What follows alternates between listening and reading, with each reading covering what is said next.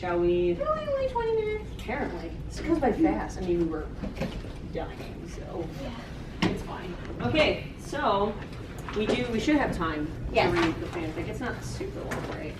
Well, actually. No, we should have time. The paragraphs are short. I There's did a lot of reformatting. a lot of pressing the return key because formatting. Me too. Okay, so this is a fan fiction that we brought to Dramatic Read for you. We like to change things up sometimes. We've been known to read deliberately really bad fan fiction before because it's hilarious to try and actually read and act out. But this one we actually thought was pretty cute, so we like to sort of promo some good fan fictions that we come across as well. This one's called A Day Without Puns. Oh. I think I've read that before. It's cute, right? It's cute. By the author of Fanfiction. Good title. Good. They can't ever be wrong. You're green. Why did you change up the colors on me? I'm supposed to be blue. I forgot it was red and blue. The other one. It's always been red and blue. Okay, I can adapt. I can adapt. Ladybug had had enough. It began on just a normal day, nothing special or bad about it, until patrol time came. Well, my lady, I prefer Paw Troll. Ladybug groaned at Shad's voice. She turned around to glare at him playfully and said, Shad, do you know how many puns you've made ever since we first met? Shad grinned mischievously at her and replied, I don't know, but I'm pretty sure that it was at a meowsing amount. Ladybug rolled her eyes. Those 3 you just made in the last minute were the 93rd, 94th, and 95th pun. Shad gave her a playful wink. Well, Bugaboo, why don't I just make 5 more right meow? She held back her groan as she retorted, Please don't. You know you love my possum puns, LB. After all, they're not that clawful, are they? You're kidding, aren't you? I am absolutely not kidding you right now, my lady. Once again, as Ladybug rolled her eyes, she braced herself for the next pun. Both her and Noir knew that the next one coming would be the 100th pun, and Shat would most likely use it tonight. But when nothing came, shock fell over her. Well, Ladybug, ready for another night of patrol then? He looked oddly serious when he said that, which led Ladybug to look at him suspiciously.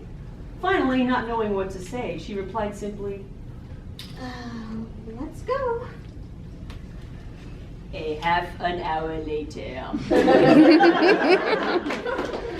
Ladybug secured her yo-yo in place. Well, that was quicker than usual, She said, breaking the silence. Shat nodded. Well, I have to get back now. He said quietly. Ladybug looked at him for a moment before sighing. Shat, is there something wrong with you? She questioned, a bit worried. Shat stared at her before asking. No, why? Well, you aren't as chatty today, minus our discussion before patrol. She explained before giving him a confused look. Wait, what were we talking about before patrol? It's on the tip of my tongue, but I can't seem to remember what. Wait a minute. Suddenly it dawned on her. Her eyes widened as Shot gave her a wide smirk and then said, Well, my lady, you spotted that out unusually quickly. His grin widened with glee as Ladybug let out a groan. Now she remembered, it was about Chat's 95th pun. Make that 100th now. Dang it, Shot. Ladybug gritted her teeth. That was your 100th pun. Actually, 101st pun. Corrected her. You made my 100th pun, Bugaboo. His Cheshire grin widened. What? She was confused. When?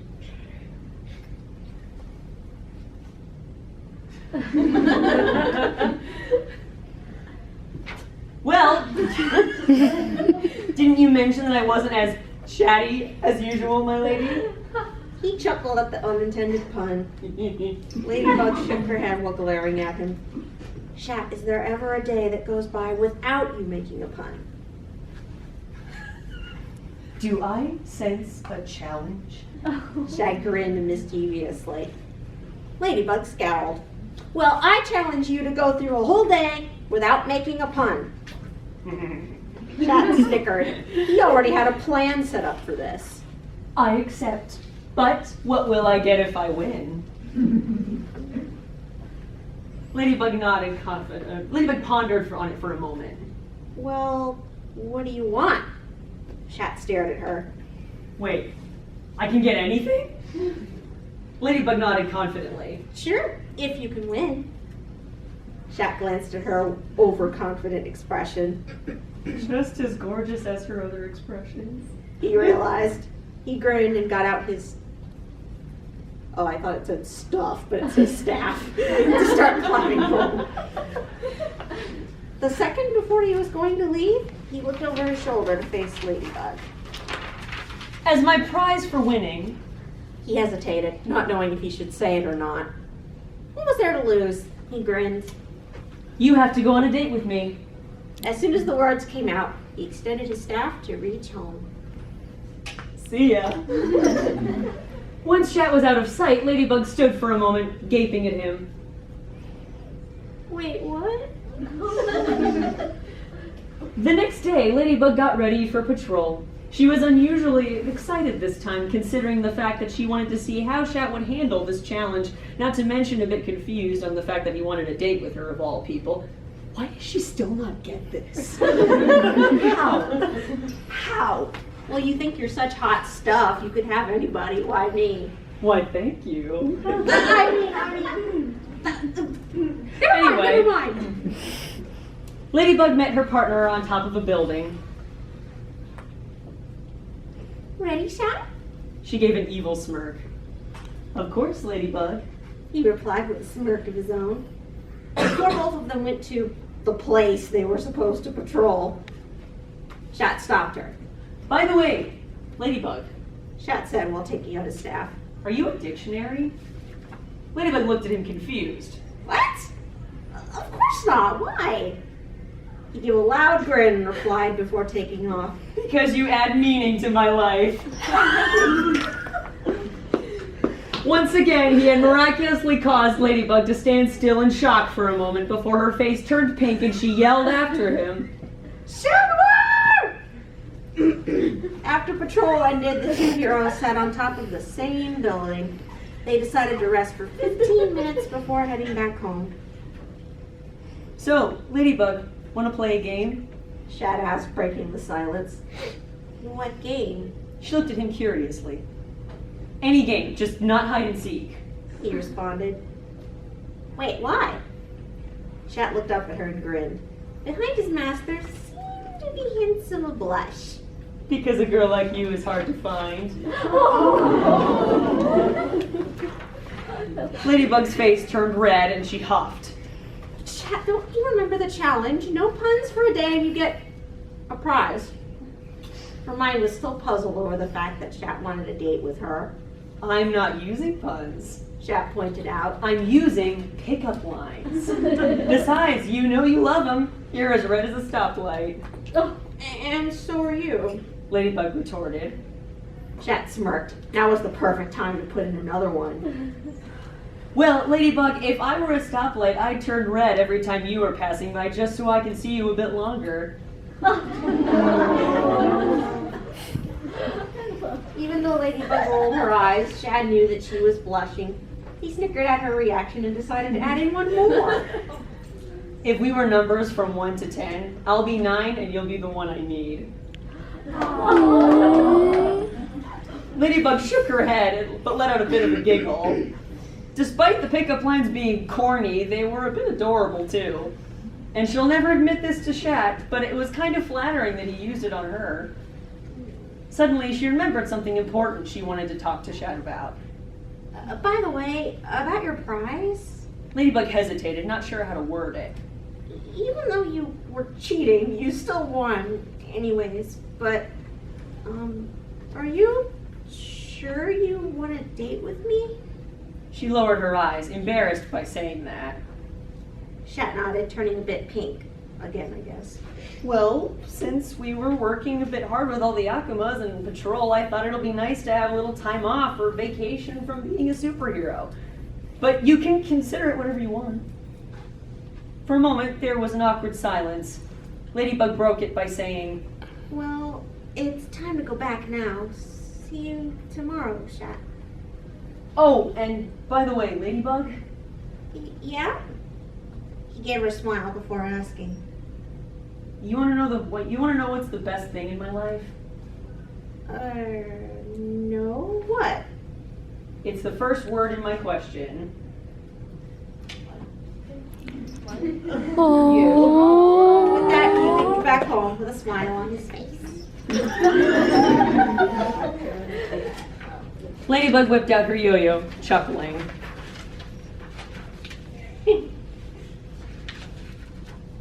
Once the two detransformed, they went to bed. Oh, okay. In Marionette's room, she told Tiki, Shat's pretty corny, isn't he? Tiki giggled. He's pretty sweet, too. Marionette laughed and replied, Nah, he doesn't always mean what he says. Unknown to both of them, as Adrian got into his bed with plaid curled up at his head, he smiled once more and thought to himself, I meant every word I told you, my lady.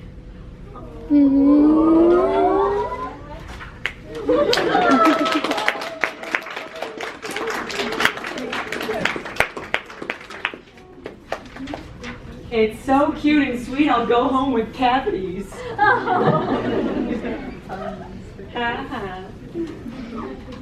We've got, looks like 9 minutes left. Awesome. So, what we can do now for the remaining 9 minutes that we have, we can go back to more Q&A, questions, truths or dares if you have them and you have had some burning on your mind up until now. So, pop your hands in the air like you just don't care. Hi. Who's your favorite villain? Ooh, that's tough. I actually really like the illustrator. His.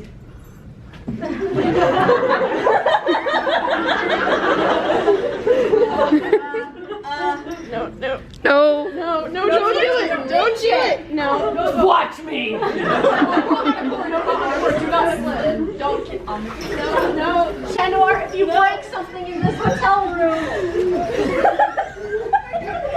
if the villain doesn't cause it, what if my lucky charm doesn't work? It's not real! It's not real. You're making a fool of yourself.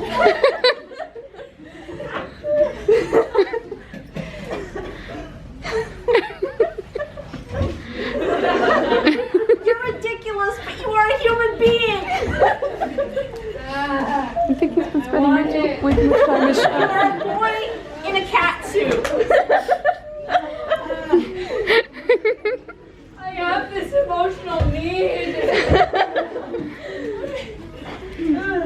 I didn't even give you catnip. I want it.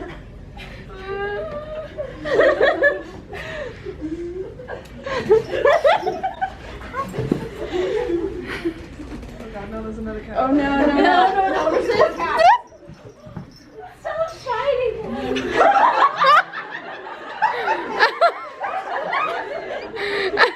It's an illusion.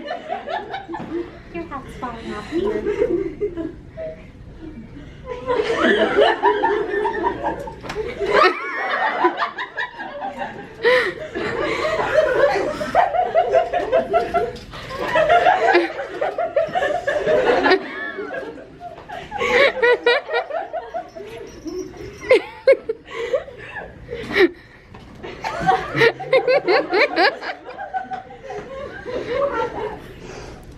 What was the question? The illustrator's pretty cool. I think it would be a laser pointer by now. Great design. And if you think about it, like practically almost unlimited power, because if he draws anything and brings it to life, he could basically end the world if he wanted to.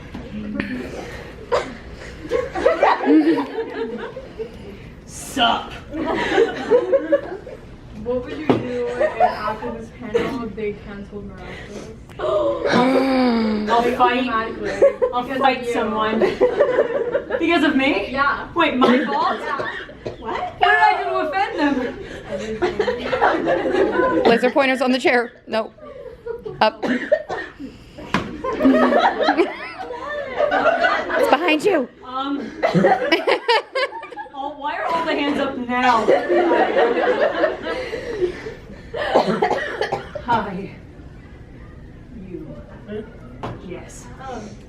If you had cat, how would you have to hide it so Ladybug wouldn't find it? I would. I wonder what happened if I put it in my pillowcase. I'd have some weird dreams. Whoa, trippy. She would find Drugs, it. kids. Hugs, not drugs. Yes. Aside from the main four friends, who's your favorite classmate?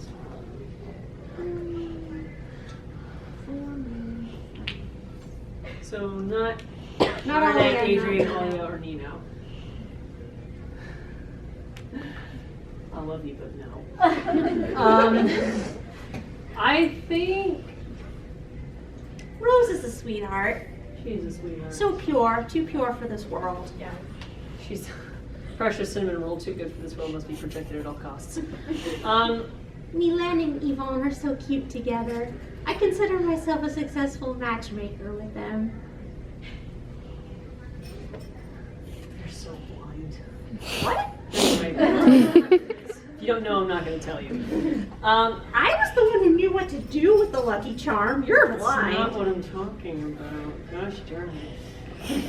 I almost want to say Nathaniel again because I find it hilarious that he deliberately sits behind the largest person in the class so no one can see him draw. It's just so cute. Yes, Mari. Okay, so I have this idea that Adrian, through the second season, will develop feelings for Meerkat instead I mean, we of hope. Ladybug. And do you think that might happen? Like, he'll feel some conflict? Like, oh, I I'm talking bet. to this girl, but... I think so. Like that's, God, what a difficult position that is. to basically feel like you've already given all of your heart to somebody and then suddenly have pieces of it that you didn't know you still had go to somebody else. That is tough. And like, and he didn't he say like there'd be more kisses, right? He hinted, yes. He hinted there'd be more kisses. He definitely said there would be evolution throughout the love square. Yeah, so in other facets of it, not just like Lady Noir and those things. So here's hoping. Here's hoping.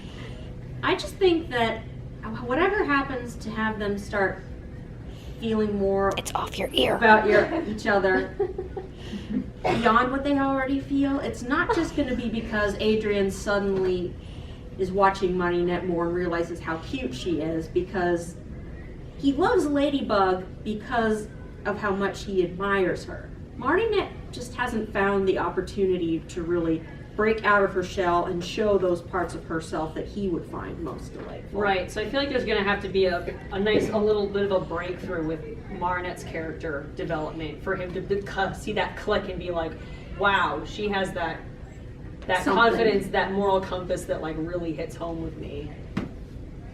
Yeah, I think so. Thank you.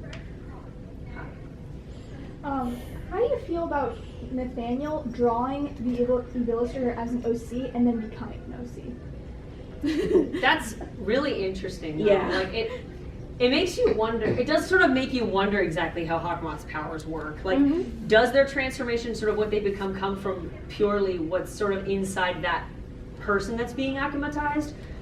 Is it more largely in part to what Hawkmoth knows and he just finds things out about people when he first possesses them with that first butterfly? Who knows? I hope we get more explanations to how exactly his powers work and the mechanics of it. I don't think we will, because it's a kid's show. I like to hope for complexity. No, I Leave me feel you. alone. I feel you. Your battery's about to die. It's fine, we're almost done. Yellow bows? If Ladybug got acclimatized, what would happen since she normally de-utilizes them? If that doesn't happen, I will be shocked. I feel like that's just a complication that we need to visit so that we know exactly how that would work. On more of an in-character side of things, like I feel like I'd be devastated and I would do whatever it takes. But if I could find the object that was possessed by the Akuma and I could at least get it off of you,